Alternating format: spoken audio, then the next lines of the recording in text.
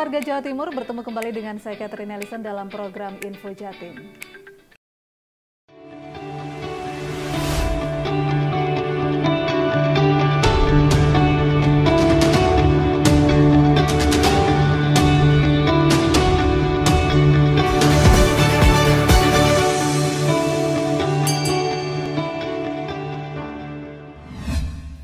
Kita mulai dari Kota Malang. Saat ini pemerintah Provinsi Jawa Timur tak henti berinovasi untuk memajukan dan meningkatkan kualitas UMKM Jatim. Hal ini ditunjukkan dengan peresmian kampus UMKM oleh Gubernur Jawa Timur Khofifah Indar Parawansa di UPT Pelatihan Dinas Koperasi dan UMKM Jatim.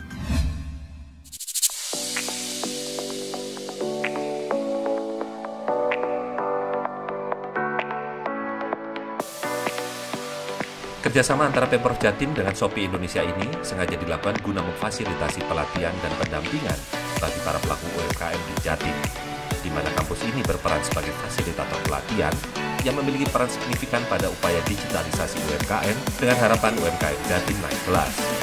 Kota Malang sendiri sengaja dipilih untuk program ini lantaran jumlah startup digital terbanyak di Jatim ada di Kota Malang. Dan saat ini Pemprov Jatim fokus dalam menyiapkan UMKM yang bisa bergerak dengan memaksimalisasi seluruh ekosistem digital. Saat ini total ada 8 kampus UMKM Shopee yang sudah hadir dan berjalan. Khusus di Kota Malang, kampus Shopee bersama UPT Pelatihan Fintech Jatim telah memfasilitasi 200 pelaku usaha sekitar yang belum memiliki UMB. Kampus UMKM Shopee menyediakan fasilitas edukasi kelas-kelas baik offline maupun online bagi pelaku UMKM lokal, serta memberikan fasilitas pendamping bisnis dari tim customer service Shopee, trainer Shopee, bahkan tim ekspor Shopee. Shopee juga menjanjikan perluasan koneksi dengan hadirnya kampus ini. Seluruh fasilitas yang disediakan tidak dipungut biaya atau gratis. Sementara itu, selama di bawah kepemimpinan Gubernur Khofifah Indar Parawansa dan Wakil Gubernur Emil Elistianto Dardak, Provinsi Jawa Timur terdapat banyak peningkatan di berbagai sektor. Salah satu capaian yang signifikan ialah kinerja dari pelaksanaan pemulihan ekonomi daerah pada tahun 2021.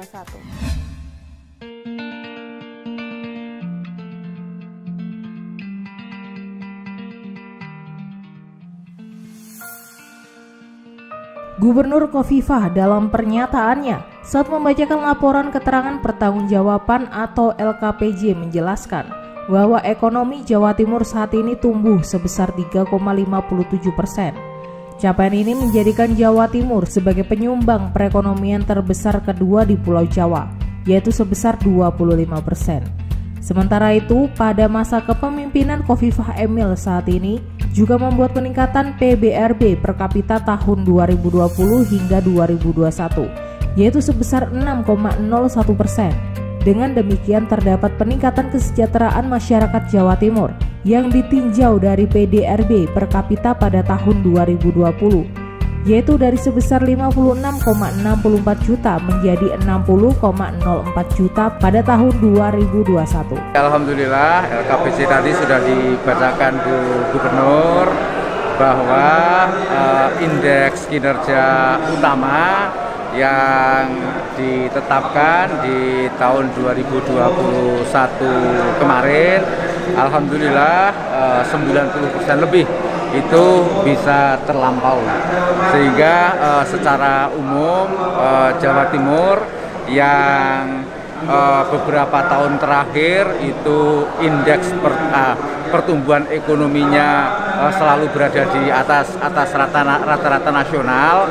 Pada tahun 2020 kemarin sempat di bawah nasional karena pandemi COVID-19, dan alhamdulillah sekarang sudah positif lagi, sehingga insya Allah dalam waktu dekat pertumbuhan ekonomi Jawa Timur akan berjalan normal seperti sebelum COVID-19. Lebih lanjut, kinerja realisasi penerimaan pendapatan asli daerah dari pajak daerah dan retribusi daerah secara total sebesar 15,4 triliun, melampaui target sebesar 14,2 triliun. Sedangkan untuk tingkat kemiskinan juga telah menurun dari 11,4% pada 2020 menjadi 10,59% pada 2021. Pencapaian tahun 2021 ini juga menjadikan pencapaian tertinggi penurunan kemiskinan pedesaan Jawa Timur dalam 10 tahun terakhir. Beralih ke informasi yang lain, Gubernur Jawa Timur Khofifah Indar Parawansa memberikan apresiasi kepada ribuan seniman dan ratusan juru pelihara cagar budaya Jawa Timur di Gedung Negara Geraha di Surabaya. Hal ini sebagai bentuk apresiasi terhadap para pelestari budaya Jawa Timur.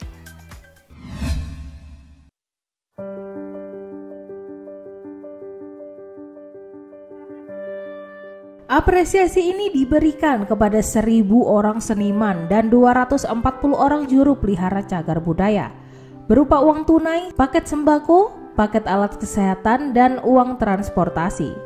Selama ini para seniman dan juru pelihara cagar budaya itu terus menjaga eksistensi kekayaan budaya warisan leluhur di tengah pesatnya arus modernisasi dan digitalisasi. Selain itu, pemberian apresiasi ini adalah bentuk motivasi agar mereka terus berkarya, serta meringankan beban para seniman dan juru pelihara cagar budaya akibat pandemi COVID-19. Ke seniman dan juru pelihara cagar budaya, saya rasa ini bagian yang seringkali terlupakan, bahwa cagar budaya kita harus dirawat, dijaga, dan dilestarikan karena banyak kearifan-kearifan yang ada di dalamnya. Selain itu, Gubernur Khofifah juga mengajak semua pihak ikut merawat, menjaga dan melestarikan budaya dan cagar budaya. Karena kedua hal tersebut adalah bagian kekayaan dan warisan leluhur yang harus terjaga eksistensinya. Sesaat lagi kita akan ikuti informasi himbauan Ibu Gubernur terhadap para pengusaha mengenai tunjangan Hari Raya. Jadi tetap bersama kami di Info Jatim.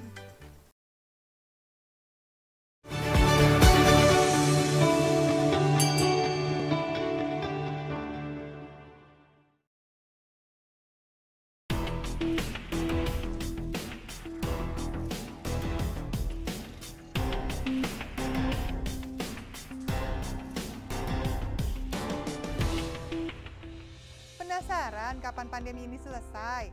Salah satu sinyal positif kita untuk keluar dari pandemi ini adalah saat sudah ada vaksinnya. Kabar baiknya, vaksin COVID-19 sedang dalam masa persiapan untuk diproduksi. Salah satu tempatnya di sini nih. Tapi sebelum bahas soal kemajuan vaksin itu sendiri, udah tahu kan kenapa vaksin itu penting? Wajar ya kalau saat pandemi kayak sekarang ini, semua perlu dijelasin secara detail. Tapi vaksin sebenarnya bukan hal yang baru kan? Kita sudah akrab kan dengan vaksinasi sejak kecil? Mungkin bagi sebagian lebih tahu kalau saya bilangnya imunisasi. Tujuan vaksin atau imunisasi tersebut adalah menimbulkan kekebalan tubuh buatan, supaya kalau ada virus yang aslinya masuk ke dalam tubuh, maka daya tahan tubuh kita sudah siap melawan. Nah, agar makin banyak orang yang daya tahan tubuhnya siap terhadap virus, kita semua harus divaksinasi. Nanti kalau sudah semakin banyak yang sudah divaksin, semakin rata kekebalan tubuh kita semua. Virus akan kehilangan orang yang bisa dijadikan tempat hidup. Nah, itulah di mana herd immunity sudah terbentuk. Apabila sekelompok manusia atau masyarakat memiliki imunitas terhadap suatu penyakit infeksi. Dan perlu dipahami bahwa herd immunity itu bisa terjadi apabila ada suatu proses imunisasi. Inilah kenapa vaksinasi jadi salah satu metode yang paling efektif untuk menekan penyebaran virus yang sangat cepat. Terus buat yang nanya, vaksin ada efek sampingnya nggak ya? Jangan khawatir, saat vaksin COVID-19 diproduksi nanti, itu artinya sudah pasti telah lolos uji coba yang berlapis-lapis.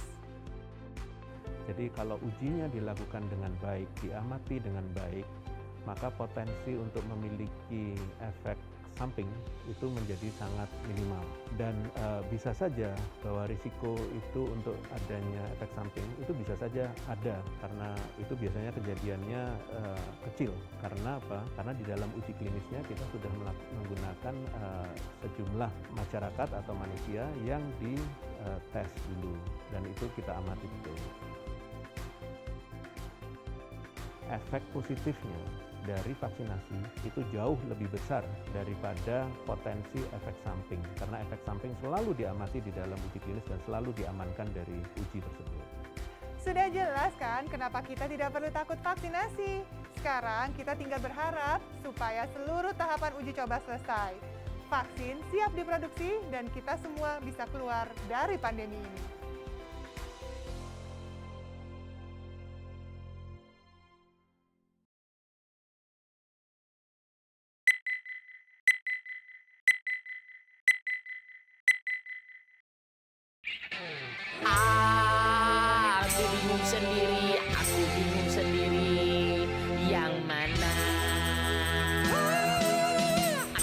petugas yang lagi bimbang hatinya. Di depanku ada cewek cantik yang menggoda. Dari jauh dia pun mulai bermain mata. Mas, panggil aku duluan dong, please. Di sana ada bos tajir yang dengan gagahnya datang memamerkan seluruh isi dompetnya, yang sepertinya minta duluan diterima. Bisa duluin saya, Mas? Sementara ada ibu yang sedari tadi rempong mondar mandir tak sabar duduk berdiri, dengan mulutnya seakan siap untuk mencaci. Mas, aku ciwes cueng teni. Tapi antriannya harusnya bapak yang ini. Lama menanti dengan sabar dan ikhlas hati. Haruskah beliau kan ku tinggal ku lewati? Aku harus bagaimana ini? Pegang nilai profesi, tidak diskriminasi. Ku pilih sesuai nomor antri.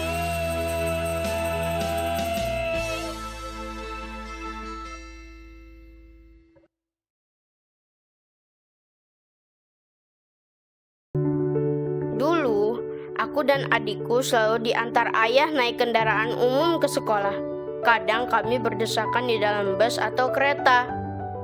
Ayah bilang, setelah pandemi ini kita harus menjaga jarak dengan orang lain, supaya mengurangi resiko terkena virus dan penyakit menular lainnya. Kita harus selalu pakai alat pelindung diri, seperti masker dan bisa ditambahkan pelindung wajah. Juga gunakan hand sanitizer jika belum memungkinkan untuk cuci tangan. Sesekali ayah mengajak kami naik kereta. Aku ingat waktu adik pernah ketiduran di dalam kereta. Hihi. Naik kendaraan umum memang menyenangkan, tapi jangan lupa mentaati protokol kesehatan yang berlaku sekarang. Oke guys, jangan lupa jaga kesehatan kalian. Sampai jumpa. Sudah lama kita belajar dari rumah, tidak bertemu teman-teman semua. Biasanya kita belajar bersama, penuh dengan suasana riang. Kangen teman-teman semua yang selalu di hati. Kini tiba saatnya belajar tatap muka, terbatas dan juga aman. Atas izin orang tua kita bertemu lagi. Ingatlah hari ini. Etika baku bersih, cek suhu jangan lupa, cuci tangan dahulu, jaga jarak selalu, pakai maskermu. Kombinasi pembelajaran berkualitas yang aman juga nyaman bikin orang tua makin tenang.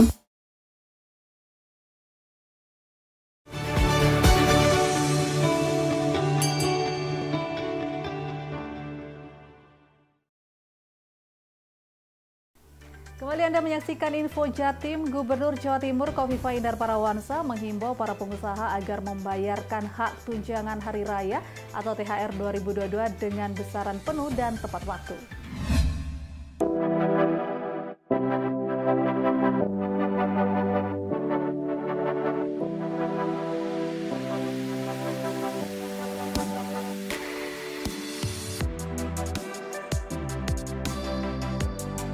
Gubernur Khofifah meminta kepada para pengusaha agar berlaku bijak dalam mencairkan hak THR para pekerja sesuai aturan yang berlaku dan tidak melakukan penundaan maupun pengurangan.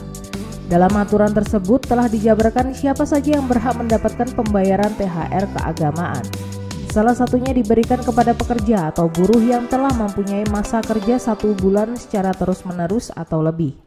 THR ya, kalau THR ya kita ikut keputusan Menteri Tenaga Kerja H-7 sebelum Lebaran. Saya minta seluruh perusahaan menyelesaikan seluruh kewajibannya kepada seluruh karyawan-karyawannya. Pemberian THR keagamaan bagi pekerja atau buruh merupakan upaya untuk memenuhi hak, kebutuhan pekerja dan keluarganya dalam merayakan hari raya. THR diyakini juga akan menjadi sarana pendongkrak perputaran ekonomi di kalangan masyarakat. Dan seperti tahun-tahun sebelumnya, Pemprov Jatim melalui Disnaker Jatim akan membuka posko pengaduan terkait THR. Sehingga jika ada kendala di lapangan, Pemprov akan mengawal dan memberikan fasilitas bantuan sesuai aturan yang berlaku. Beralih ke informasi yang lain, saat melakukan kunjungan kerjanya ke Provinsi Jambi, Presiden Joko Widodo memberikan bantuan langsung tunai atau BLT minyak goreng kepada sejumlah pedagang kecil dan penerima di Pasar Rakyat Aksong 2 Baru Kota Jambi. Presiden berharap membantu meringankan beban masyarakat.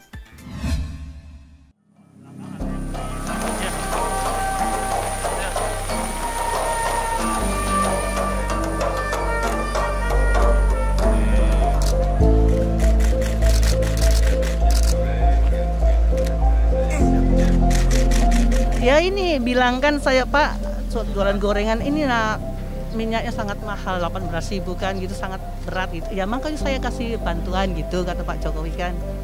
Gitu Pak. Saya sangat senang lah ketemu gitu kan. Yang ini untuk modal kerja dari Jen. Ini kami seumur hidup Pak Jokowi memberikan bantuan. Kayak kami orang yang begini nih, yang ini nih jualan, tidak pernah dapat. Nah, cuma dapat baru hari ini langsung dari Pak Jokowi. Itu Pak. Udah gede loh sebenarnya. Tumbuhnya bagus ini sebetulnya. Dari kursi rodanya ada bis jadi bisa disesuaikan.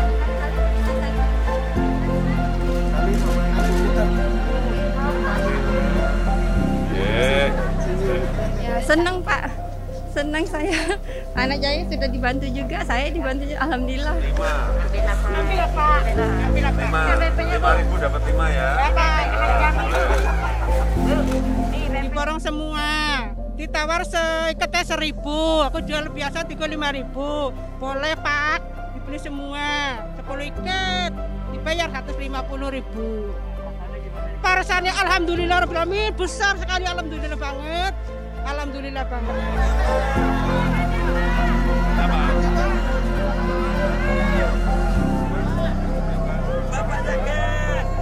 Bapak jaket, Bapak seperti Kalimantan,